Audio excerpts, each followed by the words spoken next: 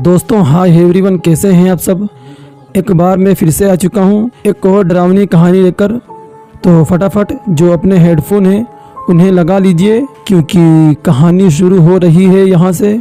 दोस्तों, आज से मैं एक सीरीज स्टार्ट कर रहा हूँ और उम्मीद है कि आपको ये सीरीज पसंद आएगा। लेकिन हाँ, प्लीज़ ये 18+ वाले लोग ही सुने और सारे एपिसोड आपको जल्द प्रोवाइड किए जाएंगे।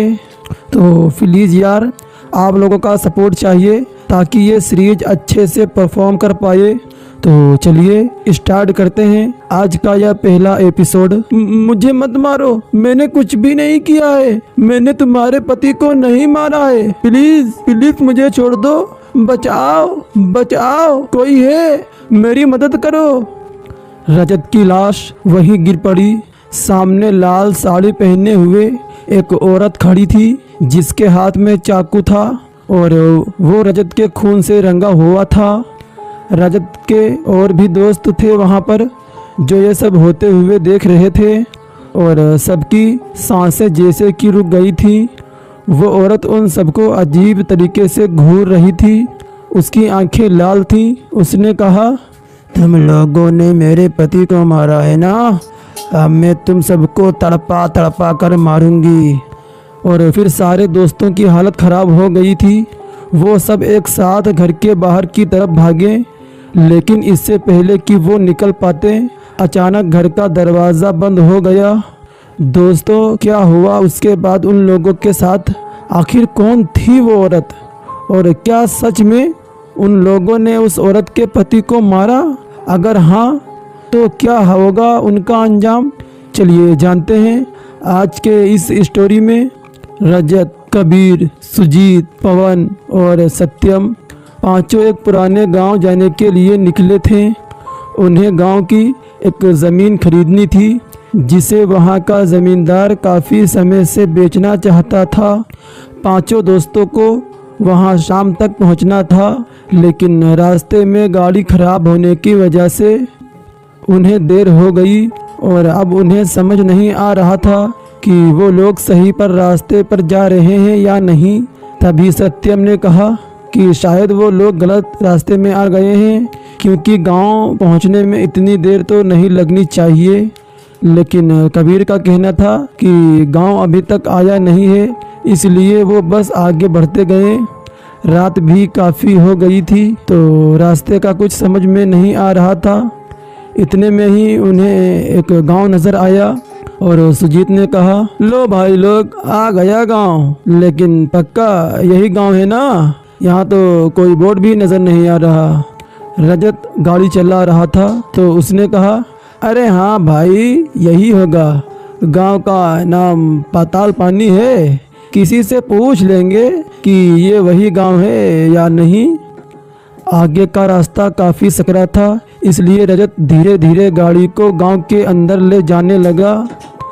रजत अपने पिता को कॉल करने की कोशिश कर रहा था ताकि उनसे घर का पता पूछ सके, लेकिन कॉल लग ही नहीं पा रहा था। गांव भी पूरा सुनसान पड़ा हुआ था। अब पांचों दोस्तों को भी समझ नहीं आ रहा था कि आखिर वो क्या करें। तभी एक घर का दरवाज़ा खुला और एक बूढ़ी औरत बाहर निकलकर आई।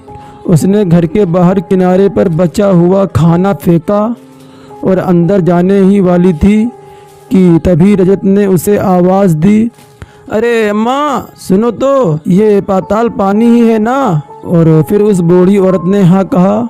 रजत ने फिर उसी से ज़मींदार के घर के बारे में पूछा और उस औरत ने उन्हें उसका पता बताया।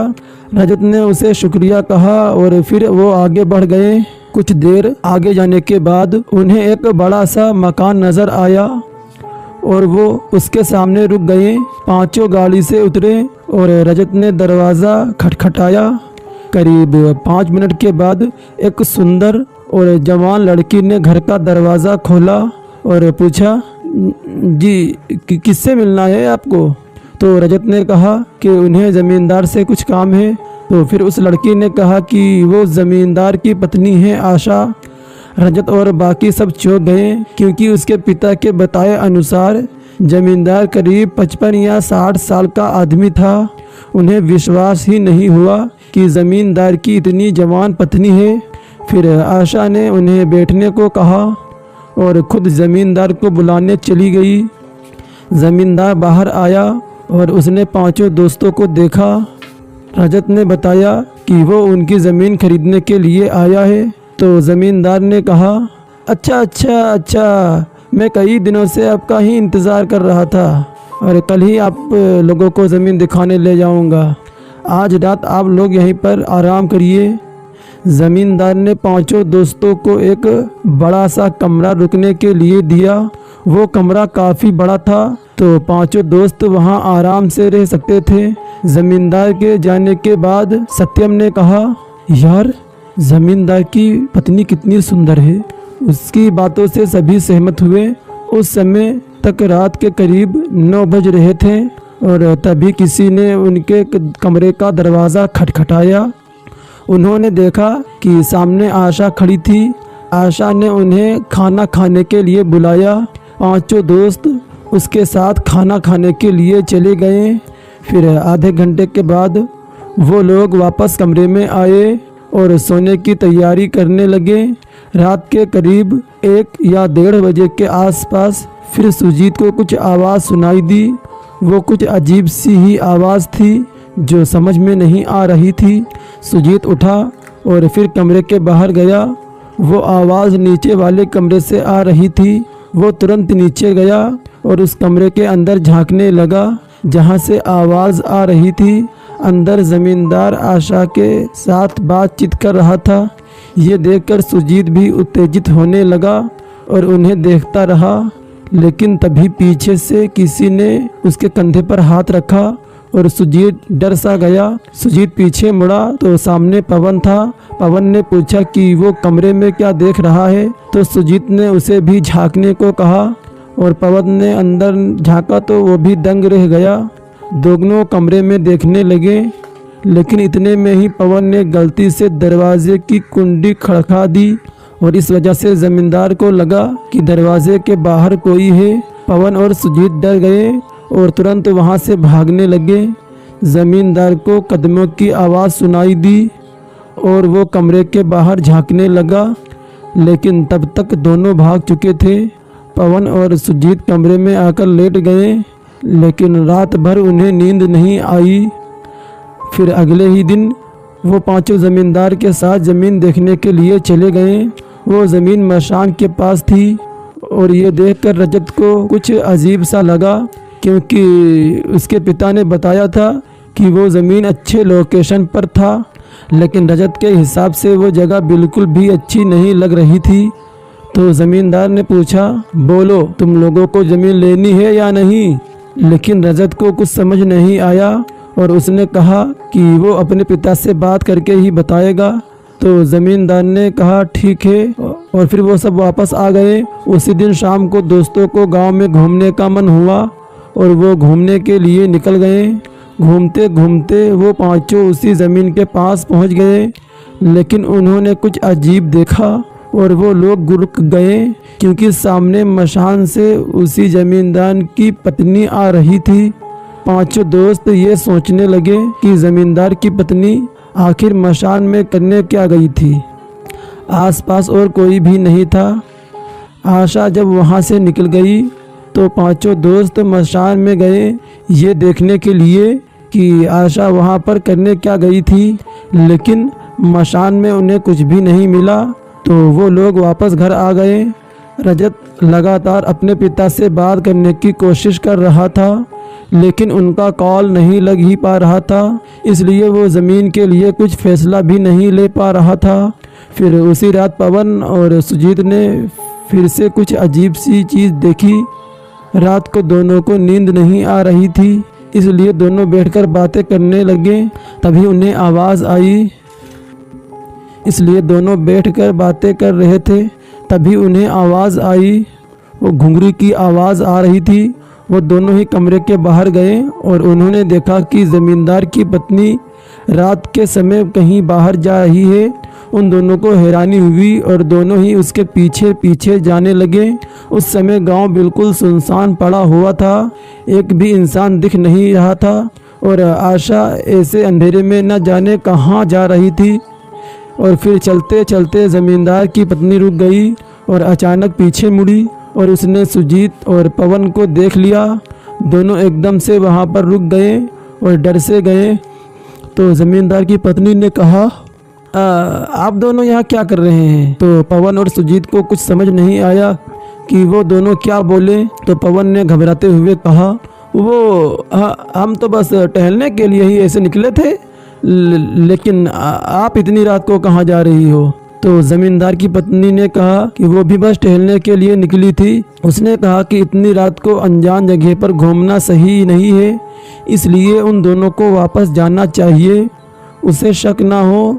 इसलिए पवन और सुजीत उसकी बात मान गए और वहाँ से चले गए। लेकिन उन्होंने देखा कि आधे घंटे के बाद भी आशा लौटकर नहीं आई। उनको उस पर कुछ शक सा होने लगा। वो लोग इस बारे में बात ही कर रहे थे कि तभी घर का दरवाज़ा खुलने की आवाज़ आई। वो आवाज़ सुनकर दोनों कमरे से बाहर आए और छुपकर मेन दरवाजे की तरफ देखने लगे। उन्होंने देखा कि ज़मींदार ने घर का दरवाज़ा खोला था और उसके सामने आशा खड़ी हुई थी, जिसके हाथ और मुंह खून से रंगे हुए थे। ये देखकर सुजीत और पवन के तो होश ही उड़ गए। ज़मींदार ने आशा को कुछ कहा और फिर वो लोग अपने कमरे में चले गए। पवन और सुजीत आशा का वो रूप देखकर बहुत ही डर गए थे। ऐसा लगा जैसे कि वो किसी का खून पीकर आई हो। लेकिन सबसे अजीब बात उन्हें ये लगी कि ज़मींदार ने उस पर सवाल क्यों नहीं उठाए। दोनों को ये बात पच नहीं रही थी, ये बात हजम नहीं हो रही थी। तो रात तो बीत गई और अगली सुबह नाश्ता करते समय ज़मींदार ने कुछ अजीब तरीके से कहा, देखिए आप लोगों को ज़मीन लेनी है या नहीं, साफ साफ बताओ भाई, हमारा वक्त बर्बाद मत करो। और फिर रजत को कुछ अजीब सा लगा तो उसने बोला कि उसकी अभी तक उसके पिता से बात नहीं हो पा रही है, पर ज़मींदार को वो ज़मीन बेचने की बड़ी जल्दी पड़ी थी। फिर रजत ने सोचा कि अगर उसके पिता ने ही उसे यहाँ भेजा है तो कुछ बात होगी इस ज़मीन में, तो वो ज़मीन लेने के लिए मान जाता है। तो ज़मींदार ने कहा कि 2 दिन में वो सारे कागज़ी कार्रवाई पूरी करा देगा और ज़मीन के पेपर्स भी उसे दे देगा, जिसके बाद वो लोग अपने घर जा सकते हैं। कबीर, रजत और सत्यम तो मान गए, लेकिन सुजीत और पवन को उन पर कुछ शक सा होने लगा, क्योंकि वो कुछ ज़्यादा ही हड़बड़ी कर रहे थे। नाश्ता करने के बाद उन दोनों ने रात वाली बात तीनों दोस्तों को बताई और वो लोग भी ये सब जानकर दंग रह गए। सुजीत ने बोला कि वो मामले के बारे में पता लगा कर ही जाएगा, लेकिन रजत इससे सहमत नहीं था। उसका मानना था कि ये ज़मींदार और उसकी पत्नी का मामला है और उन्हें इनमें दखल नहीं देना चाहिए। फिर शाम के समय ज़मींदार को किसी काम से दूसरे का गांव जाना था। उसने आशा से कहा कि उसे आने में देर हो जाएगी। ये कहकर वो चला गया और घर में 5 दोस्त और उसकी पत्नी ही रह गए।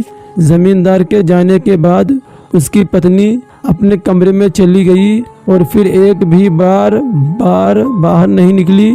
पवन और सुजीत ने एक बार और नोटिस की कि उनके घर में एक भी नौकर चाकर नहीं थे।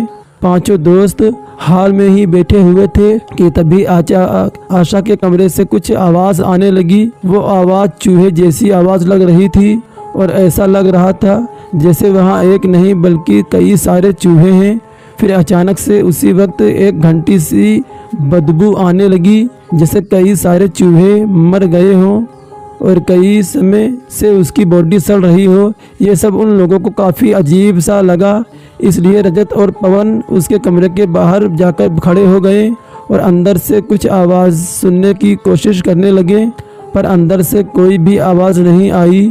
फिर उन्होंने की होल से अंदर की ओर झांका, लेकिन ज़मींदार की पत्नी पलंग पर शांति से ही बैठी हुई थी। वो दरवाजे की तरफ पीठ करके बैठी हुई थी और ऐसा लग रहा था जैसे वो कुछ खा रही हो। फिर वो दोनों वापस अपनी जगह पर आकर बैठ गए। करीब 1 घंटे के बाद जमींदार की पत्नी कमरे से बाहर आई और किचन में चली गई। फिर 10 मिनट बाद वापस आकर उसने फिर से खुद को कमरे में बंद कर लिया। ये सारी चीज़ें देखकर वो सारे दोस्त थोड़ा हैरान थे, लेकिन उन्होंने इन बातों को नज़रअंदाज कर दिया। लेकिन रात को जब 10 बजे तो आशा फिर से घर के बाहर चली गई और ये पवन ने देख लिया। पवन ने ये बात जाकर अपने दोस्तों को बताई। तब तक ज़मींदार घर नहीं आया था। कबीर ने कहा कि उन्हें उसका पीछा करने के बजाय एक बार उसके कमरे में देखना चाहिए कि शायद कुछ पता चल जाए।